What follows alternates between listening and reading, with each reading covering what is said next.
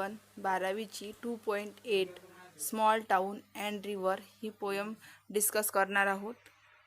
ही poem लिहिलेली आहे ममंग दाई यांनी, ज्यांचा जन्म 1957ला झाला. ममंग दाईविषयी आपण थोडीफार माहिती पाहूया. Mamang Dai is poet, novelist, journalist and former civil servant from Itanagar, Arunachal Pradesh. Mamang Dai ह्यांचा जन्म 1957ला झाला.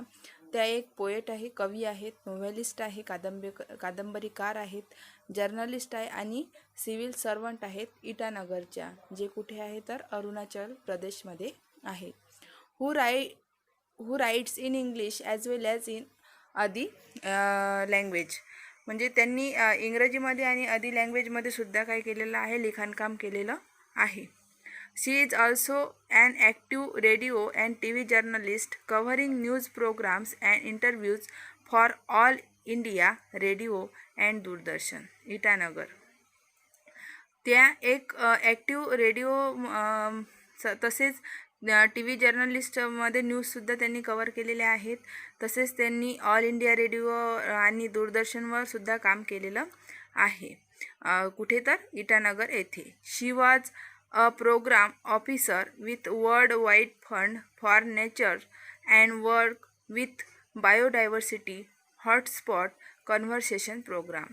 त्यांनी वर्ल्ड वाईड फंडमध्ये सुद्धा काम केलेलं आहे. तसेच बायोडायव्हर्सिटी हॉटस्पॉट कन्व्हर्सेशन प्रोग्राममध्ये सुद्धा त्यांनी काम केलेलं आहे. शी has received Padmashri award in 2011. त्यांना 2011मध्ये पद्मश्री अवॉर्ड मिळालेला आहे. तसेच साहित्य अकादमी अवॉर्ड इन 2017 आणि 2017मध्ये त्यांना साहित्य अकादमी अवॉर्डसुद्धा मिळालेला आहे. Mamang Dai is a strong voice from the north east. ईशान्य भागाकडील एका ममंग दाई ह्या कशा आहे तर अतिशय उत्कृष्ट अशा काय लेखिका आहेत. A writer and a poet for excellent whose work has the fragrance of her land and her people.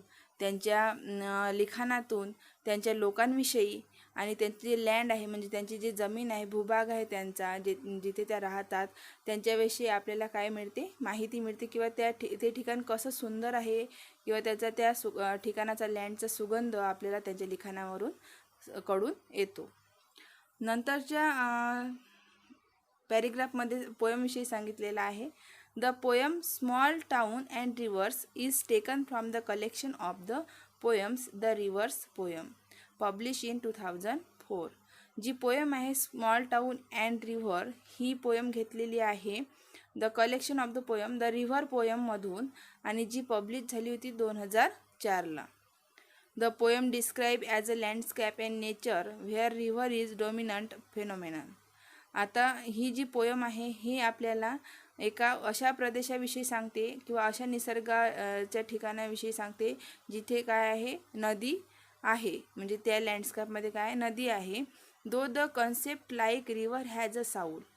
आणि ही पोयमची जी कन्सेप्ट आहे ती कन्सेप्ट म्हणजे की नदीला काय आहे, आत्मा आहे. किंवा रिव्हर नो इमॉर्टॅलिटी ऑफ वॉटर. इमॉर्टॅलिटी म्हणजे नदीला पाण्याचं महत्त्व कळतं किंवा नदीला पाण्याचं महत्त्व माहीत आहे, याविषयी ही कविता आहे.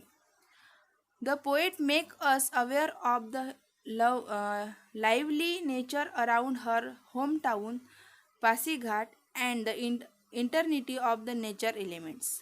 ही जी कविता आहे ही आपल्याला लेखिकेची जी होम टाऊन आहे पासीघाट, हे जे निसर्ग अशा वातावरणात वसलेलं आहे त्याच्याविषयी माहिती सांगतं किंवा त्याची जाणीव आपल्याला करून देतं. And alternative of the natural elements. She finds that even life and death are transient. म्हणजे तिला असं कळलं आहे किंवा ती अशी सांगते की जीवन आणि मृत्यू ह्या सतत चालणाऱ्या काय गोष्टी आहे, म्हणजे त्या तात्पुरत्या नाही, म्हणजे ती कंटिन्युअस चालणारी अशी गोष्ट आहे. मृत्यू आणि जीवन ह्या नेहमीच चालणाऱ्या गोष्टी आहेत.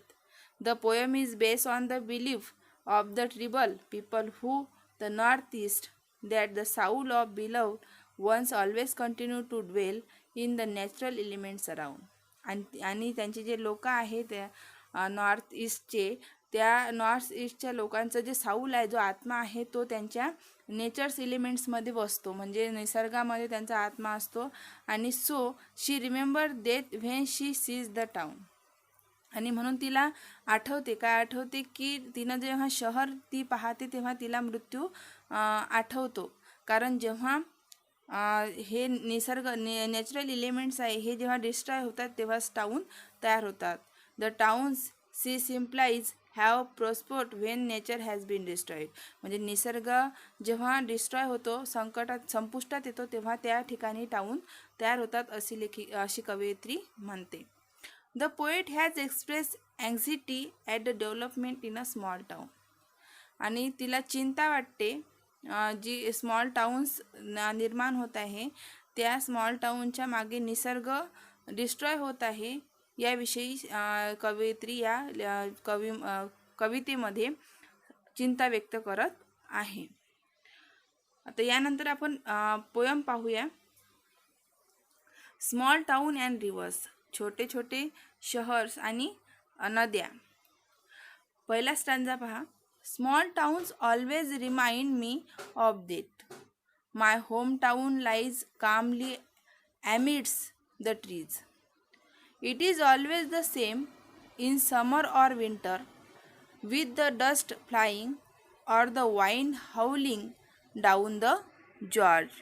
स्मॉल टाउन जेव्हा केव्हा मी पाहते म्हणते, तेव्हा मला कशाची आठवण येते? मृत्यूची आठवण येते.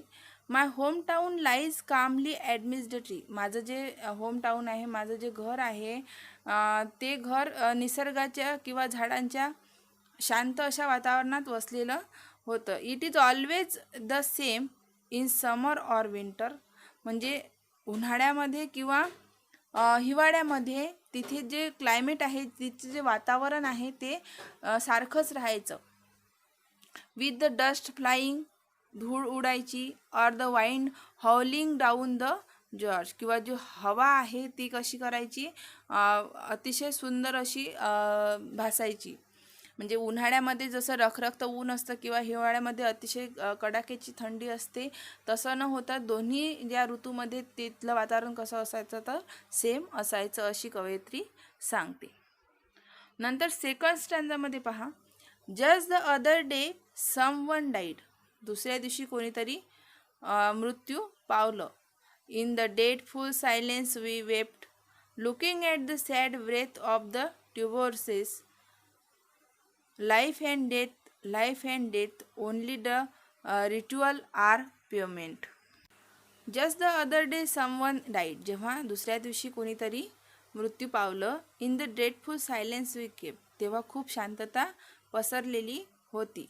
Looking at the sad breath of tuberoses. आम्ही कसं दुःखी मनाने व्रेत करत होतो, म्हणजे माळा बनवत होतो. कशासाठी? जे मृत्यू पावलेल्या व्यक्ती आहे त्यांना घालण्यासाठी. लाईफ अँड डेथ म्हणजे जीवन आणि मृत्यू. Only the rituals are permanent. म्हणजे ह्या गोष्टी कशा आहे, तर सतत चालणारे आहे. रिच्युअल मीन्स कंटिन्युअसली आहे, ज्या थांबू शकत नाही. म्हणजे जीवन जन्माला येणे आणि मृत्यू पावणे ह्या कशा आहेत, तर सातत्याने सुरू असणाऱ्या घटना आहेत, असे कवयित्री सांगतात. नंतर थर्ड स्टँजामध्ये. The river has a soul in the summer, it's cuts though the land like a torrent of grief. Sometimes I think it hold its breath, seeking a land of fish and star. The river has a soul. आता तिसऱ्या स्टँजामध्ये कवयित्री म्हणते की नदीला आत्मा आहे. In the summer it's cut though the land. आणि उन्हाळ्यामध्ये काय होते की जी जमीन आहे, लँड आहे, ती कशी भासते आपल्याला? खूप अशी प्रखर भासते. Like a Torrent of grief. आणि त्यामुळे काय होतं की खूप उकाडा जाणवतो. समटाईम कधी I think it hold us breath. मला असं वाटते कधी नदी काय करते की तिचा जो श्वास आहे तो होल्ड करते, म्हणजे रोखून धरते. कधी? तर समरमध्ये. कारण जेव्हा समर असते त्यामुळे खूप उष्णता वाढल्यामुळे नदीचं पाणी कसं होते, तर कमी होते. त्यामुळे ते लँड जमीन ही उघडी पडते आणि पाणी कमी होते, त्या म्हणून कवयित्री म्हणतात की I think it hold it's breath. मला जणू असं वाटते की नदी तिचा जो ब्रेथ आहे, तिचा श्वास आहे, तो रोखून धरत आहे. Seeking a land of fish and star. आणि कशाच्या शोधात आहे? मास्यांच्या आणि स्टार म्हणजे चांदण्यांच्या ती नदी शोधात आहे किंवा ती शोधत आहे. नंतर the river has a soul, it's no stretching past the town. From the first drop of rain to dry earth and mist on the mountain tops, the river knows the immortality of water. The river has a sound. म्हणजे नदीला काय आहे? आत्मा आहे. It knows stretching past the town. तिला माहीत आहे की शहरापासून काय वाहत जायचं आहे.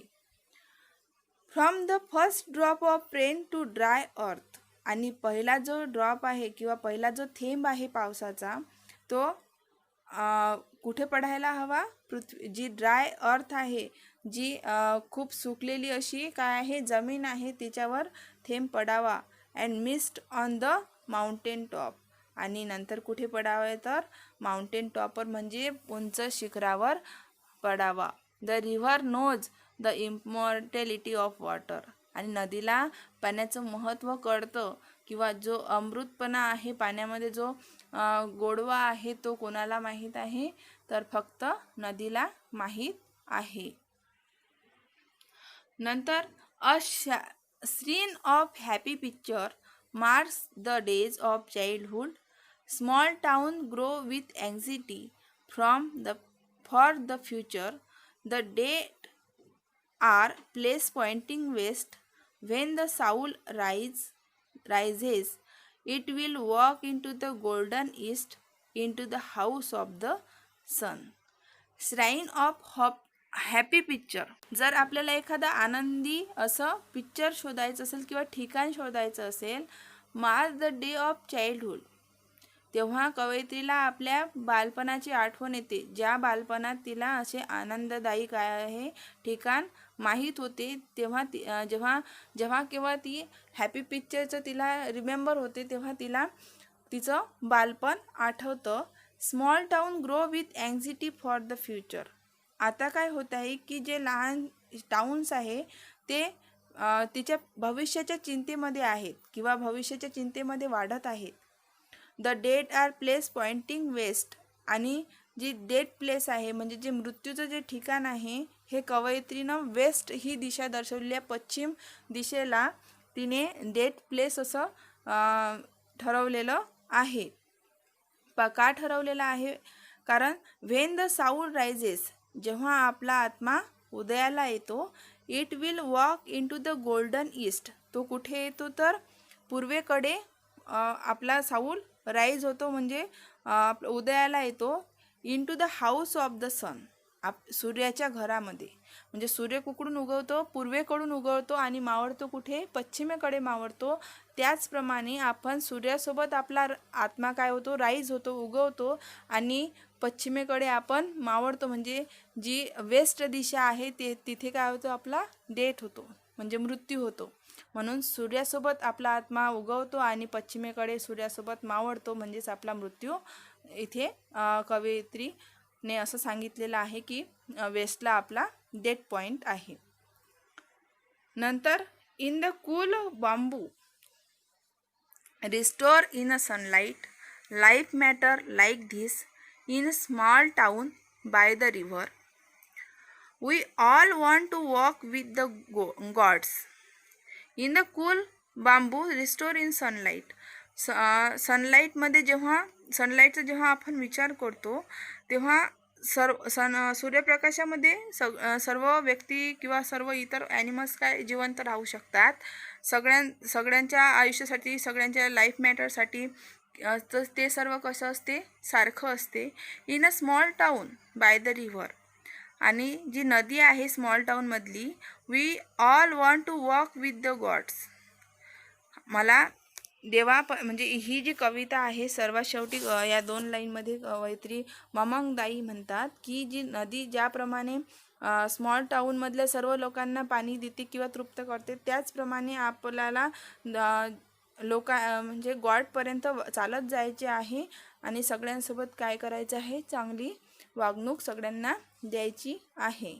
अशा प्रकारे ममंगदाई यांनी आपली कविता आपल्यासोबत शेअर केलेली आहे. जर विद्यार्थी मित्रांनो तुम्हाला माझा व्हिडिओ आवडला असेल तर नक्कीच लाईक, कमेंट अँड माझ्या व्हिडिओला सबस्क्राईब करा, चॅनलला सबस्क्राईब करा. थँक्यू.